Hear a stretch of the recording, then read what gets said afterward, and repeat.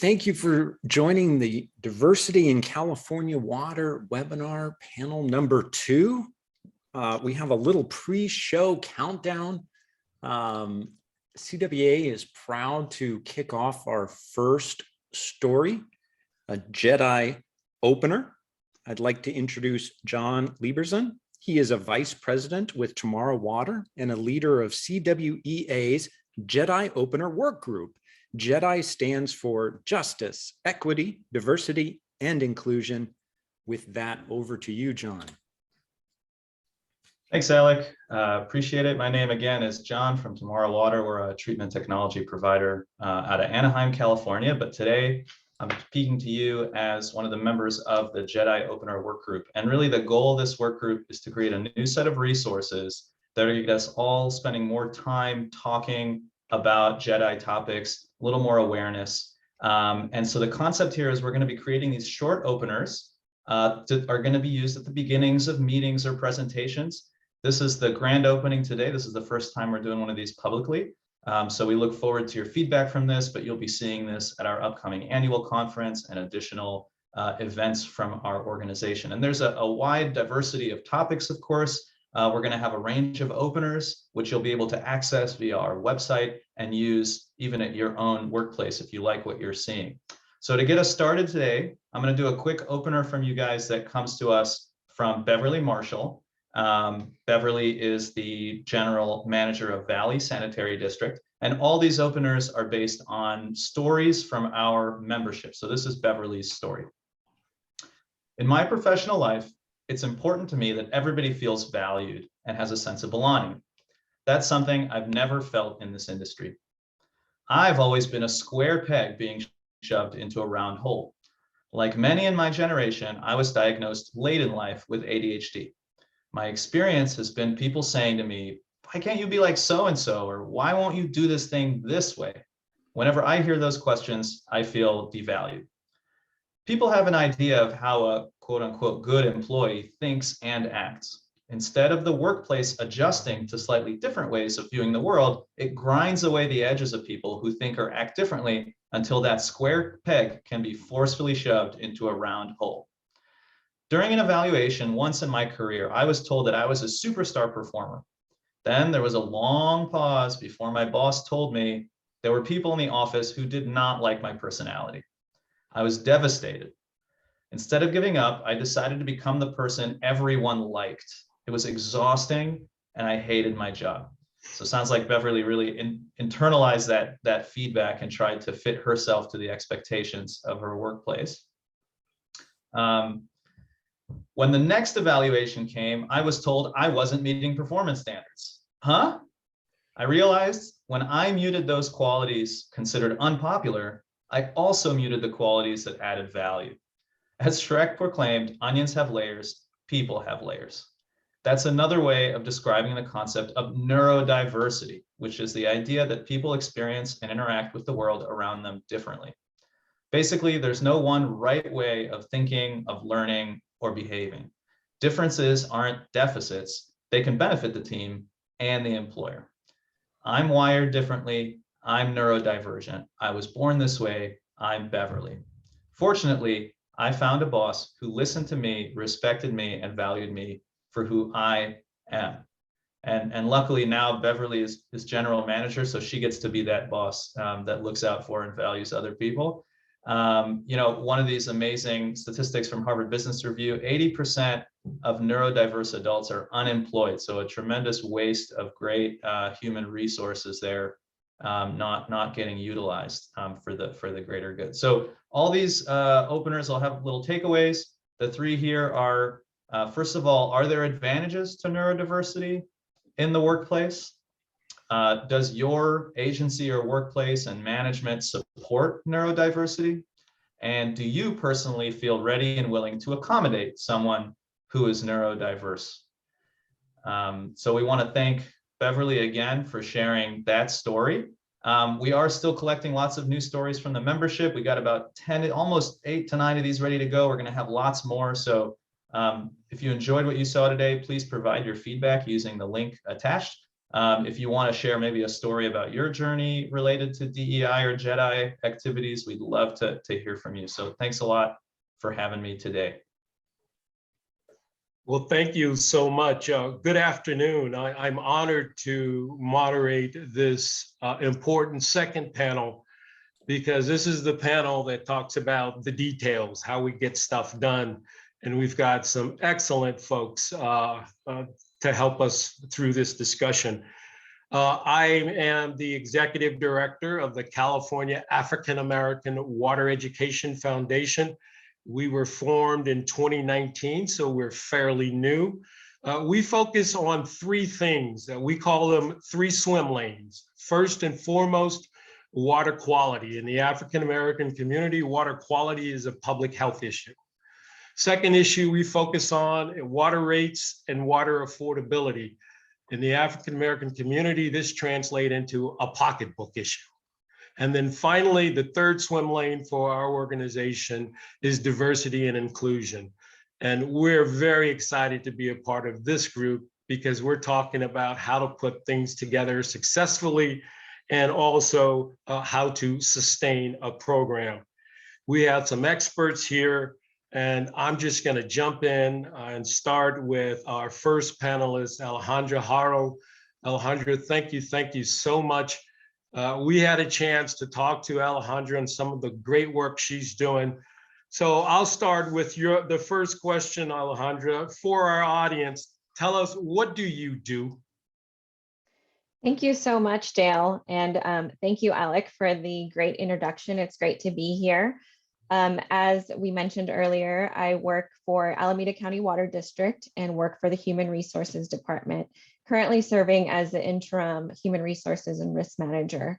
Part of my responsibilities include leading the DEI efforts with our organization. So I obviously participated in the launch and implementation, and currently oversee all of our DEI efforts.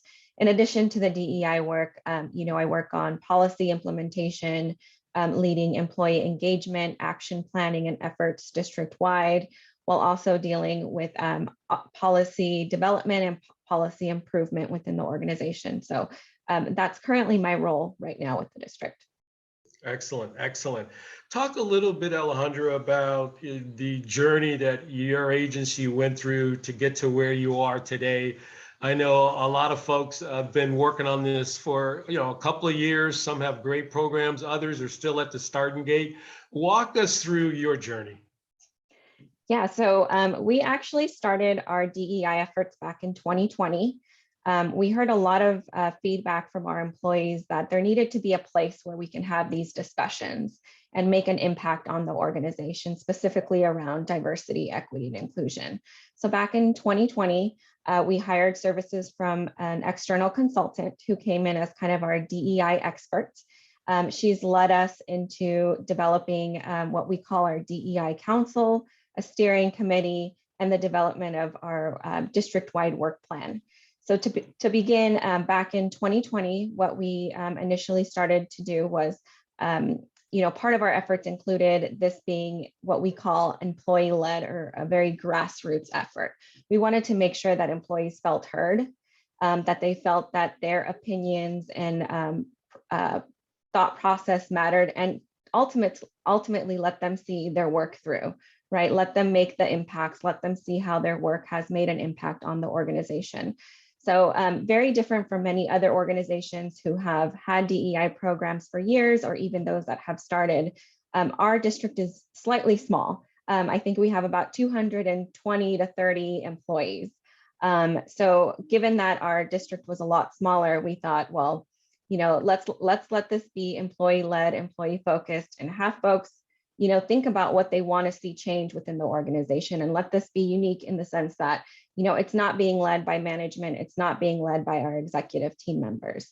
So with the help of our consultant, we developed two different groups, one being our steering committee, which is made up of all of our executive staff members, and one is our DEI Council. And this DEI Council was developed by volunteer employees. Employees were selected and based on various backgrounds, making sure that there's diversity in work groups, staffing levels, personal experiences. We wanted to make sure that this group really was a representative of our employees. So we tried to get a group that was as diverse as possible at all levels. Our council is made up of 15 employees, and these council members meet on a monthly basis to discuss work plan efforts. So to initially figure out kind of what it is that the district needs to do, what do employees want to see happen.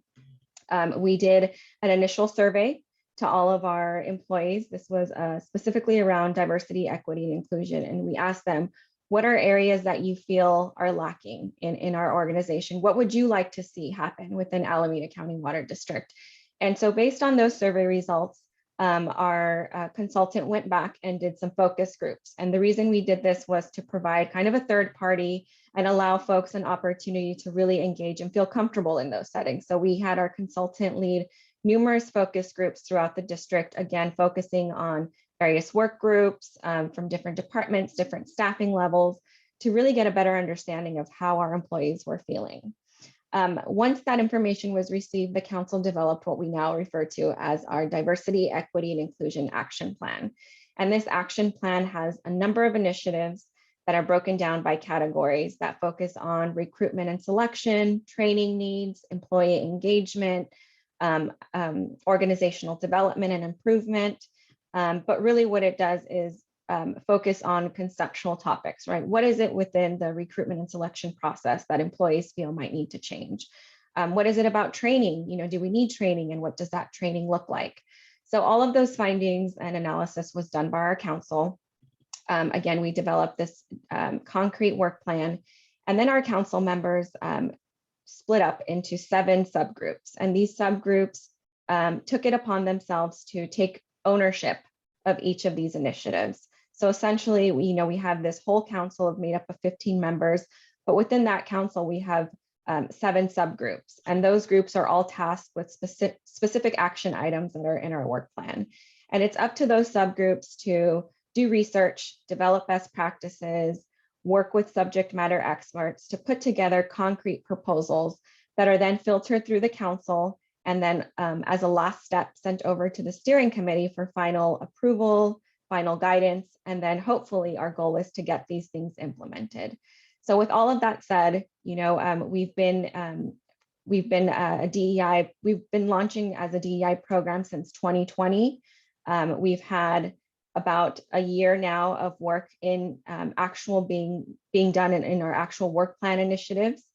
We've put forth a few proposals already in terms of recommendations to different subgroups, making sure that we're being equitable. One of those proposals was making sure that all staff had access to district-wide information. So making sure they had cell phones, making sure they had adequate equipment. So really just focusing on district-wide efforts and making sure that we stay on track with meeting our goals. Part of this is that, besides meeting monthly with our consultant, we also have our subgroups meet at least once a month as individuals, subcommittees, where they discuss and assign work amongst themselves. So they'll be talking about, what their initiatives are, what research they've had and what research they've made and what progress has been made. And all of those updates are shared to the entire council. One big, I think, key takeaway and what was important and unique for us was that part of our council also involves 2 steering committee members. So these 2 steering committee members are part of our executive team. And the reason we felt that that was important was to really help not only serve as kind of a liaison between the work that's being done at the council level that will eventually make it to the steering committee, but to also offer an additional lens to the work that's being done on the council and have those exec members kind of serve as experts in their area and provide additional support or resources as needed.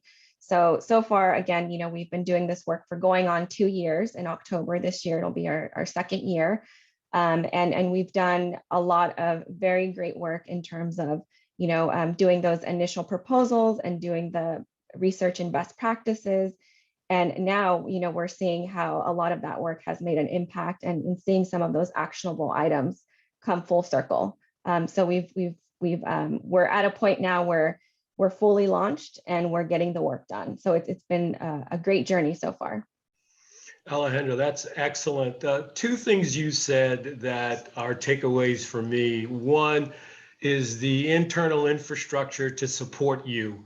A lot of times these programs are set up, but there's no real support. And people are kind of on their own and then they burn out. So I'm glad there is that internal support.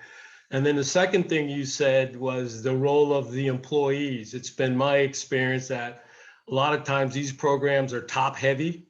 And when it gets down to executing them, the employees don't have buy-in, so they typically fail. So I'm really pleased you highlighted that for the audience in terms of the internal network to support the D&I effort, and then the role of the employees, which is critically important in this work. I really appreciate you highlighting that for the audience. Yeah, no, that's very important. I think it's very unique because employees get to feel and see how their opinions matter. You know, being a part of this council, they come to us with district-wide initiatives, and they're able to see all of these ideas, you know, sometimes considered small suggestions, turn into huge impact programs or improvements. So it's been a great opportunity for all of us, not only the district, but for employees themselves to see how much of an impact they have on our organization. And then one last question, Alejandro. What's your biggest challenge? You said you're 2 years in. Share with our audience, what are some of the things, landmines or opportunities you want to leave with folks in terms of your challenges? Yeah, so I would say one of the biggest, I guess, concerns we always face is the time it takes to do this work. You know, we know it's important work and we know it needs to get done. And a lot of the times it's making people, not even just employees, but our council members understand that, you know, this work takes time and sometimes it's slow work. We want to make the impact. We know it's important and we need to make the change, but it's understanding that there's a lot that goes into this and that you might not always see a change or a shift in your initiatives right off the bat. The other piece of it too that I think is important for smaller organizations especially is to not try to fit into this one size fits all in terms of DEI work. And that was really important for us because getting information from other organizations that either had a DEI program or were in further stages, further along than we were, you know, we were seeing a lot of best practices out there. And what we wanted to do was make sure that whatever we put forth as an initiative or as a directive to our steering committee was something that made sense for us, given you know, the situation we're in, given what employees' feedback was. So I think that's another thing, is to keep in mind that, you know, what works in one organization may not work for yours. And I think that's been something that we've really learned as well, being a smaller agency, is that, you know, we want to do a lot of things and maybe it works in larger organizations, but it may not always work for you. And the second piece to that is to make sure that you're customizing your work to really fit the needs of your organization. Because again, this work is not one size fits all. It's very, very unique to what your employees need and what your organization needs. Excellent. You got to tailor make the program, make sure that it fits for your organization. Excellent. Alejandro is going to stay with us. We're going to go to our next panelist, Kathy Chavez-Moores from the Los Angeles Department of Water and Power. Before I introduce Kathy, I do have a confession. I got hooked on water as a Coral Fellow, and I was assigned to the Los Angeles Department of Water and Power some 20 plus years ago. So it was at DWP that I drank the Kool-Aid in terms of getting involved in water. So with that, Kathy, thank you so much for joining us from the great city of Los Angeles. Tell us a little bit, Kathy, about what you do for LA DWP and your D&I program. Sure thing. So I'm not sure if we covered this, but I am obviously not Monique Earle. And she's very sorry that she couldn't make it here today, but she sends me to pinch hit for her. And I'm so happy that I can share in this conversation with you some of the work that we're doing at LA DWP. To start though, I just want to be mindful of inclusion and access issues. And I just want to start by sharing my pronouns as being she, her, hers, and ella. And then I also want to just include a visual description for any attendees that have low or no vision. So to help those attendees or anyone who may be on the phone so that they can follow along with our conversation. This is my description. I am a cisgender Latina with brown hair. I am in a striped shirt and a pink jacket. So starting with that, you just always got to be mindful, we want to make sure everybody can fully participate. I want to start a little bit on, talking about what we do. Monique and I are really the force in terms of programmatic work at the department in diversity, equity, and inclusion. So I kind of want to start a little bit maybe with what Monique does and then with what I do. Previously, Monique had worked with the controller's office and the mayor's office, and her last position was serving as the executive officer and assistant general manager at LA Department of Transportation. Before serving as our assistant general manager, racial equity officer, and diversity, equity, and inclusion officer at LA DWP. So when you ask Monique what she does and what her mission is, it's so beautifully stated. She'll immediately tell you that her mission is to unravel institutional racism and discrimination where it lives and breathes in our government institution. Full stop. And like Monique, I am a veteran government employee who's worked in local, state, and federal government. I've worked with LA DWP since 2012. And most recently, I worked on water conservation programs for the Water Resources Division.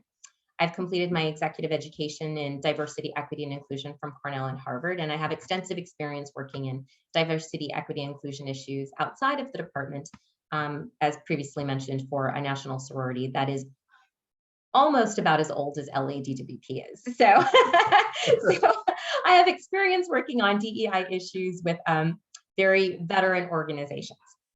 So on a daily basis, really what Monique and I are doing is we're really mapping out ways that we can ensure that employees and the communities that we serve feel seen, heard, and valued. That's really kind of what it comes down to, right?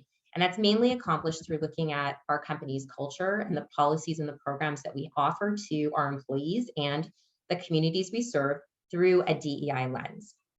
And that is the gist of it. We can talk a little bit more about our journey and what that's looked like along the way, but it really is a daily interaction with the business units and within our organization, and asking a lot of questions, right? Like, why is it that why we operate a certain way, right? Why do we take this approach and not another approach? And a lot of that is because we really kind of want to get down to the root of where, what is our intention and how can we make sure that more people are at the table, more people are included in the work that we do, whether it be, providing water to, central Los Angeles, or providing job opportunities to, members of the community in northern San Fernando Valley. We just always want to ask questions and figure out how can we create a more inclusive, diverse, and equitable workplace and service to our customers. Can you talk a little bit, Kathleen, about the journey of your team? You mentioned that you have a full-blown team that's been put together to deal with this. Talk about how that came about, because one of the things that comes up in these conversations is always about the organizational culture. Sometimes new programs don't fit because the culture won't allow them. So talk a little bit about LADWP's journey and this culture issue that you referenced. Right. So, many, I think, companies and governmental agencies will say that journey for diversity, equity, and inclusion started in 2020, right? But the city of LA and LADWP's journey really started years before, when Mayor Garcetti issued an executive directive regarding gender equity and then you fast forward to 2020, right? June of 2020, and Los Angeles, like the rest of the world, was really grappling with the pandemic, the murder of George Floyd, protests calling out for racial injustice, right? Calling out these incidents of racial injustice. And it was really clear, really important that these conversations about racial inequities be brought to the table.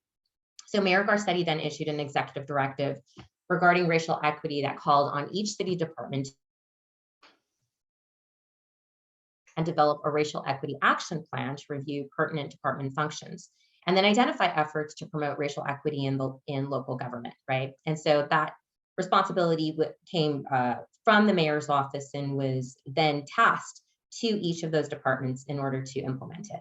So by August of 2020, LADWP's General Manager Marty Adams shared his commitment to racial equity in LADWP through an employee bulletin where he affirmed that racial equity would require widespread engagement from all our employees, starting from the top down. And I think that's so super important because kind of speaking to your question about culture, right?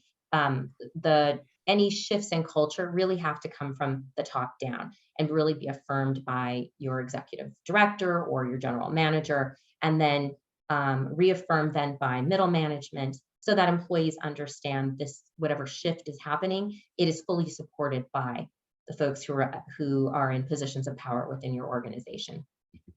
So with the help of local consulting firms, a racial equity action plan was developed. LADWP took a comprehensive approach to creating that plan. It included meeting with the general manager, executive management, union representatives, and then most importantly, collecting employee experiences, right? Because that's where you get feedback from the folks who are having the lived experience. And we had to do it in a variety of methods. So that was super important. Additionally, human resources demographic data was analyzed to identify baseline characteristics of our workforce, which was very important because we needed to know where we were at, right? Where was our starting place from? So during the focus groups, many employees indicated that there needed to be a culture shift. That was something that was called out. And that in order for there to be real transformative change in the department, that shift had to happen. There needed to be focus on that. So some employees reported witnessing and experiencing nepotism and favoritism in hiring, promotions, training, and mentoring. They also expressed the need for oversight in reporting harassment and discrimination that was used as forms of retaliation. So that was very concerning to the general manager and to management. And so that is something that, was also something that needed to be, addressed and as part of that culture shift, right? Reaffirming to employees that that's not tolerated. There was also disproportional data revealed when we were looking at our baseline data. For instance, only 1 in 5 employees identifies as a woman. Very few women were employed in skilled trades, and women were also mostly employed in clerical and administrative roles. Many of our BIPOC, which are Black, Indigenous, and people of color, employees were serving in service-related roles as well. So there was some definite segregation in terms of the types of roles people were entering into or were gravitating towards within the department or coalescing in, whether it be by gender or by race. And that is something that we would not have been able to have identified if we hadn't looked at that baseline data. We'll get to data as being super important, I'm sure, but we're going to talk a lot about that. Recognizing that intersectionality of underrepresented groups, though, at LADWP is equally as important. We also, the Racial Equity Action Plan called on the creation of an Office of Diversity, Equity, and Inclusion department, right? So that was that we knew that that was a priority because although race is centered in this discussion, right? Given the events of 2020, we realized that more had to be done to advocate for underrepresented groups throughout the department and throughout our communities, right? And that's along lines of gender, sexual identity, disability. And I'm so glad that we brought this up today, like neurodiversity, right? That's such a wonderful topic to bring up. And it's oftentimes an underrepresented group that is overlooked in these conversations. So pleased to see that conversation happening. Because again, intersectionality is important, right? We are going to have women who also identify as Black,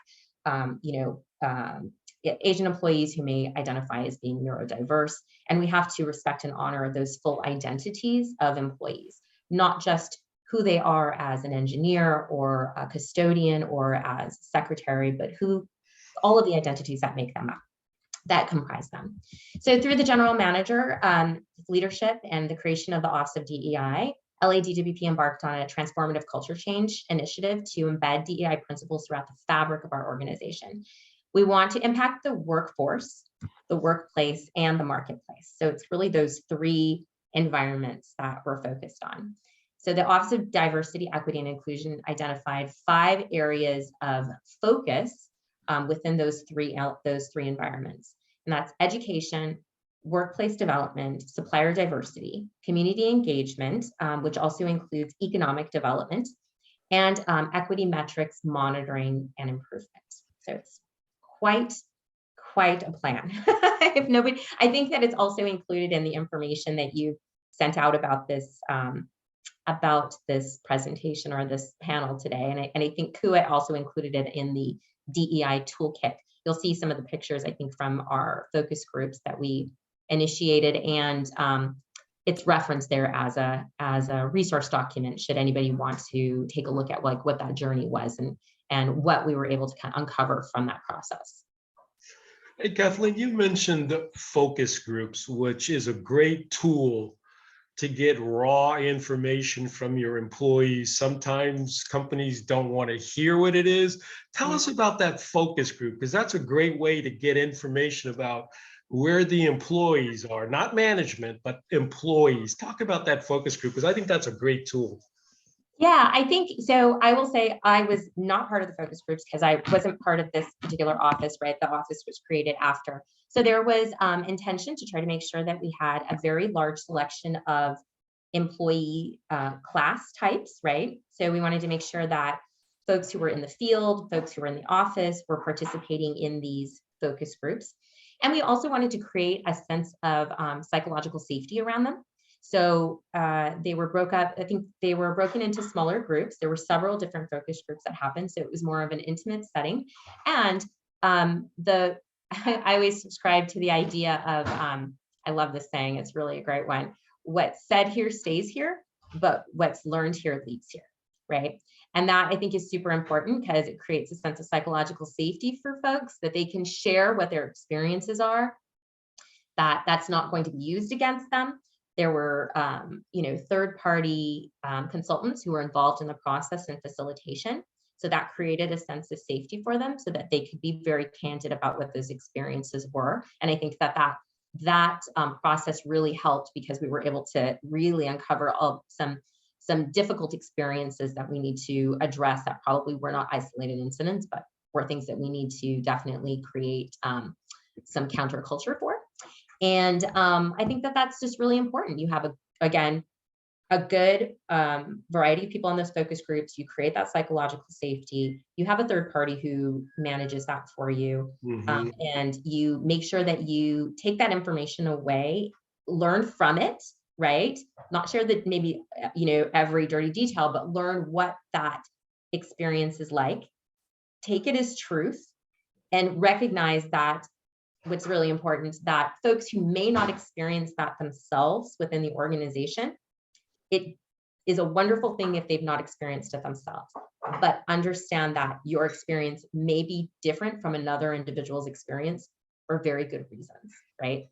And we need to make sure that we lean into those uncomfortable conversations that happen, because it's in those uncomfortable conversations and those disclosures that our greatest growth happens as organizations. Oh, that's great.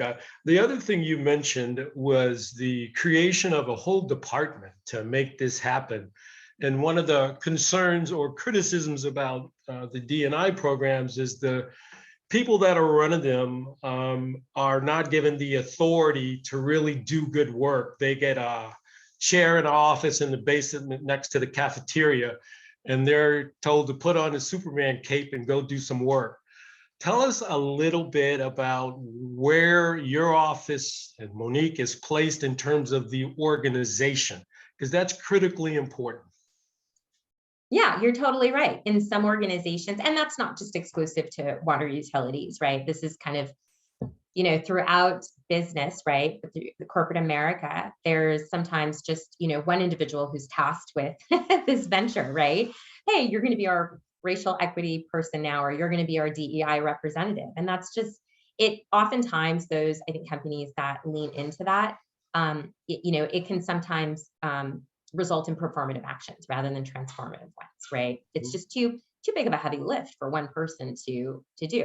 And I think that the structure for our office, the way that it's presently constructed, and again, we give credit to, General Manager Marty Adams, because he recognized that in order for this shift to happen, in order for there to be really transformative change, that there was going to need to be resources dedicated to this work, that the individual who was spearheading it needed to have experience with transformative measures, which Monique absolutely has, and that individual needed to be provided with the ability to make change, right? And so when you look at our structure, Monique reports directly to our general manager as an assistant general manager. She serves as a racial equity the racial equity officer in compliance with the executive directive that Mayor Garcetti put out, but she also serves as the diversity, equity, and inclusion officer. And within her structure, she assumed the responsibilities and management of our human resources group, which is big, right? That is huge because that allows her to have impact on everything from, workforce development and recruiting to the employee experience, right, in the workplace. And I think that's super critical because we talk about those three environments, right? Workforce, workplace, and marketplace. And on the marketplace side, that's where we're touching on, economic development, community engagement, supplier diversity. So it's really, I think, to have an effective impact, you really have to, and there's a lot of, I should say, there's a lot of, Marty was really intuitive about this. There's a lot of research that shows like if you focus on those three environments, that's really where you're going to get the biggest bang for your buck and you're going to get the greatest return on that investment in terms of seeing greater diversity, equity, and inclusion in your workplace. Excellent. We're getting close to our questions. One last question, Kathleen. What do you want to get done in the next 6 months? Ooh, okay, because I know we're short on time. Let's see. Well, we have a 6-prong approach to how we are trying to affect change. We want to strengthen our collective knowledge base and continued education around DEI principles, right? So that means we need to better educate our leaders and our employees about what diversity, equity, and inclusion means. And really what that means is that one-off trainings are no good anymore, right? You just can't check the box and say, well, we learned about implicit bias, right? It's got to be more substantial. And so we're in the process of talking to different trainers about that. And really not just having trainings on diversity, equity, and inclusion, but looking also at advanced trainings about what does diversity, equity, and inclusion really look like in terms of our daily work as a water utility, right? As a utility for both energy and water, but what does that look like for a water utility? I think that's really important that we have that focus. We also want to continue and enhance our partnerships with employees through the creation of our DEI Council, much like Alejandra had mentioned. She's she's ahead of us on that one. And so glad that she is, because I'm going to probably call on her for information about how they created that council. But it's very similar to other diversity, equity, and inclusion councils that we've seen that are successful, right? You've got a council made up of employees, and then you've got task forces below them that are focusing on particular, issues, whether they be kind of longstanding issues or emerging issues that are coming to the surface.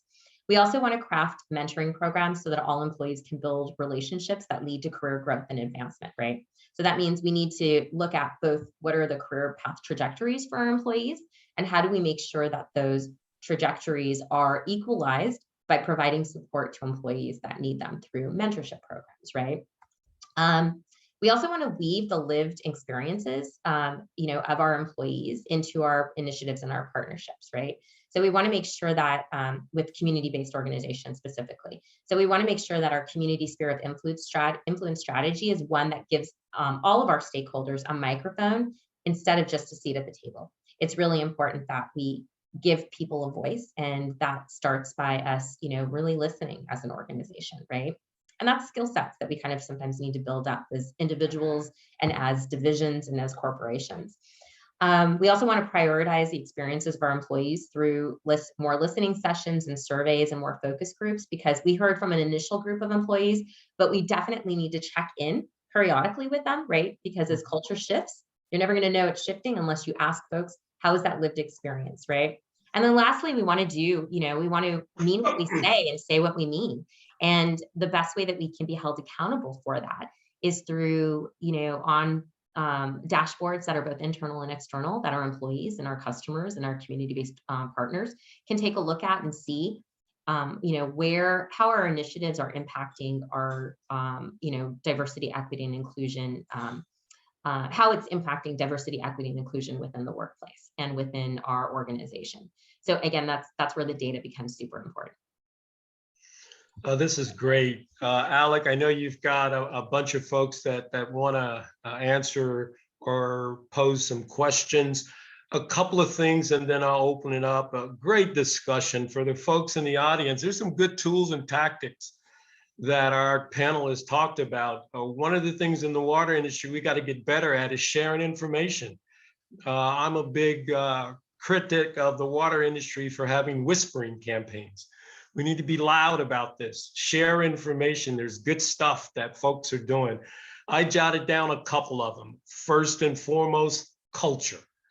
You can't force something if the culture doesn't allow it. Number two, focus groups, employee-based. You got to find out where folks are. Number three, where the person is placed within the organization.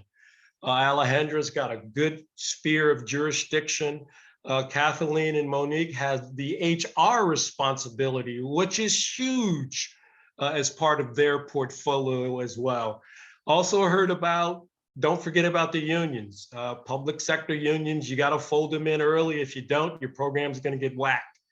The final thing that I heard is the metrics for success. My son, when he was young, when we would drive to LA from Sacramento, he would always ask, how far is it and when would we get there? And I would always tell him to count the McDonald's. And when we get to the 7th McDonald's, we're in LA. He would be asleep by the 2nd McDonald's. The metrics that we need to focus on for our industry, what is success? How do we know we're there 4 years out, 2 years out? We can't have this same panel discussion. So the metrics and the opportunities for a sustainable program, great discussion. Alec, Cheyenne, do you want to open it up for questions for our panelists? What's the will of the group? Yeah, absolutely. I believe Cheyenne is monitoring the questions. Let me see here. Actually, while you guys are doing it, let me ask both Alejandra and Kathleen the question of what's the metrics that you guys are using for success? How do you know you're there when you have a focus group and everything's kumbaya? Talk a little bit, if both of you can, about what's the metrics you're going to use for success. So I'll jump in. Part of our work plan includes follow through and follow up with our organization. And part of that is, I spoke a little bit about the initial diversity, equity, and inclusion survey that we sent out to all staff. So part of that plan includes determining if we want to send that out within 2 years or 3 years to see if folks' opinions or feedback has changed based on the work that's been done within that time. Another piece of that is continuously having ongoing communication and opportunities for people to engage in these efforts and getting their sense. So one of the things that, one of the initiatives that one of our employee engagement committees is working on now is to start up a diversity, equity, and inclusion kind of quarterly, where employees at any level, at any from any department will have an opportunity to discuss a specific topic that's assigned by this DEI council or subgroup. But really, again, just engaging in that survey, the possibility of doing focus groups, again, with the help of our consultant, maybe 2 or 3 years down the road to see if, again, generally, if that, if there's been a shift in you know, employees' feelings, if in the employee culture. A lot of this work, like I said initially too, is it's long-term work. So we want to be cautious about, you know, trying to survey and get focus groups going, you know, every year. We really want to make sure that the work has made an impact before we start seeing, you know, if there needs to be changes or improvements done with the work that's being done. Kathleen? Yeah, I mean, I agree. I mean, we're still, again, because we are still hiring up, so we haven't been able to implement as many initiatives as we as are in the Racial Equity Action Plan, but we have been able to move some of those forward. I think what's really important is the focus that there's lots of metrics, right? I think, again, folks who are looking at performative action are going to look at solely how many people of color do we have in particular job classifications? You know, how many women do we have, right? And a lot of that can be manifested, right, by, you know, just reaching out and hiring women and people of color, right? But again, if the culture is not one that's going to keep them and retain them and lower your attrition rates, then you can hire as many women and hire as many people of color as you would like, but they're not going to stay, right? So that's why it's not just, you know, how many women, how many people of color in certain job classes. It's what is the employee experience like? Do employees feel heard, valued, and seen, right? Also, something that is maybe not kind of off the radar for people is the idea that when your company reflects its community, the community that you serve, when employees look like that community, when the community feels like they are valued and they are not just a customer, but a neighbor and a partner in this, then they will also, you should also see some, you know, company branding and like image surveys also start to show some better success, right? Like your customers are going to start to, you know, realize, hey, that company has values that align with mine. And when you look at marketing and surveys, typically those customers will score you higher in terms of satisfaction. So it's looking at all of those things. How many suppliers, you know, are we also contracting with that are women, that are minorities, veteran owned companies, right? Disabled owned companies. Looking at all of these different types of metrics is really kind of what tells you where you're moving the needle across the board, not just with who you're hiring, but what those employee experiences are, what the vendor experiences are, and what your community experiences are. I think, Kathleen, you hit a really important point on valuing the employees. There's a generational shift of employees coming in. They're not staying for the gold watch after 30 years. We had the experience at PG&E where we hired some great talent.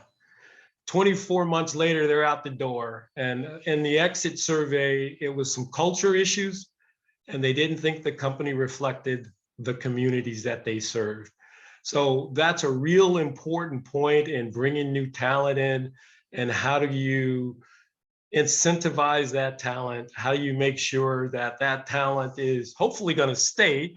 You got to do some front end work, but that employee evaluation and value, Kathleen, is really important, especially in today's environment where, you know, we've got people that have been in our industry for 30, 40 years that are going to leave. Yeah. You guys have all heard about the massive exit. So we got to bring talent in, but it's not going to be the young man or woman that's going to stay for 40 years. They've got a different motivation. Yeah, I mean, I kind of look at this as being a wonderful moment to capitalize on, and this is where, I should say, this is where DEI is good business. Mm-hmm. This is where it's good business. It is absolutely good to do because we need to make sure that everybody has a voice in our organization, right? Like that is the right thing to do. But you know, newsflash, it's actually really good business. We're able to recruit some of the most competitive, qualified employees coming out of college right now, right? When we make sure that we advertise that DEI is a corporate value. Why? Because Gen Zers love it. They, like you said, they are not coming in for, you know, what brought, you know, our general manager in as a young engineer into the department, right? What our employee value proposition was to General Manager Marty Adams, what our employee value proposition was to Kathleen Chavez Morris when I entered the workforce, are totally different things compared to the Gen Zers that are coming in because they have a whole different value system. And you're right, you know, yes, great pay is wonderful and a pension is wonderful, but they also want to know that the company that they're working for is doing good work and shares their values, right? Mm-hmm. That is super important. They want to work for a company where they feel that they have, that they are valued for the differences that they're bringing to the table. And we know that Gen Z and every other generation of college student that's coming down the line is more diverse, more gender fluid as well. I think something like 1 in 5 of them either identifies as LGBTQ+, or know somebody like very closely who is. And so we need to recognize that that in itself is a huge recruitment opportunity. And we also need to realize that, we have to look at what as part of that employee proposition, how we were able to pivot during this pandemic and move to telecommuting is important for them as well, right? They really want to see a lot of more flexibility in terms of work schedules and in telecommuting, because they are digital natives, right? This is how they've always grown up. And so I think we have to, as companies, and this is happening everywhere across corporate America, but as water utilities, we need to look at what that employee value proposition is. For instance, just something like, in October of 2021, Biden changed the requirements for the public service loan forgiveness program, right? Making it very easy, much easier, I should say, for employees who are in a public service employment to be able to seek federal loan forgiveness for those school loans, right? Just taking the posture of saying, hey, folks, if you're going to come work for us, if you are a government agency like us, municipally owned, this is a great opportunity for you to get rid of that debt, right? If you stay 10 years, right? And that speaks volumes, because this next generation does not want educational debt, right? So thinking about how as an employer, you can get involved in improving the life of your employees, even outside of the work that they do, really will help make a difference in terms of who you are as an employer and how valuable you are to them. Great counsel. Alex, Cheyenne, any questions that are coming from the audience you want us to pose to our two panelists? Yeah, I think one item as you talk about succession planning, or one item as you talk about generational shifts in the workplace, kind of begs the question about succession planning. So could our panelists talk about any intentional succession planning goals or strategies that are being implemented to really counteract these changes that are going on? Alejandra, I spoke a lot in the last one. I'll let you take this one. On for hours about this. I love this stuff. So I'm gonna let you take that there. Yeah, no worries. I was trying to get off mute and I'm trying to like navigate through all of this. So yeah, I think in general, I mentioned a little bit about our work plan. So within that work plan, we've got numerous initiatives. A lot of them are kind of overlapping with just district-wide initiatives, right? So we've been trying to figure out a way to make sure that our DEI efforts don't go unnoticed and really become or are involved in making these DEI kind of larger successes. A part of that, which I think you talked a little bit about, Kathleen, was how that's going to impact our workforce. And so part of the initiatives within the recruitment and kind of policy audit work group that's involved with our DEI council is looking at a lot of those aspects we touched on already. It's figuring out how to not only maybe attract these different generations, figuring out where we're posting our recruitments, right? In terms of, are we advertising to the right people? We want to advance and diversify our workforce. What are we doing now? How can we make those improvements? But also looking at, engaging our community resources and other community organizations. We've talked a little bit about, the recruitment strategies, but we've also, want to make sure that when we have opportunities come up, whether it's a recruitment opportunity or an opportunity to work with us on a contract level, it's making sure that we're publicizing our opportunities in the right places and really focusing on that. So I know that one of the largest initiatives for the work plan includes a lot of work being done around outreach, community outreach, employee engagement, and engaging our employees with those community members, getting us involved with more of that community work to get people to better understand, these are the people that we serve. How can we engage with them a lot better? So in general, again, it's because we kind of sit within the HR department, we see a lot of that overlap. And so we're able to kind of identify some of those areas that we can really focus on, whether again, it's recruitment, community engagement, communication strategies, and really just trying to kind of leverage our DEI knowledge and make it more of district-wide impact when we do that. And having a strong HR piece probably helps you a lot, Alejandra. And the HR has to be involved. These can't be one-off isolated programs.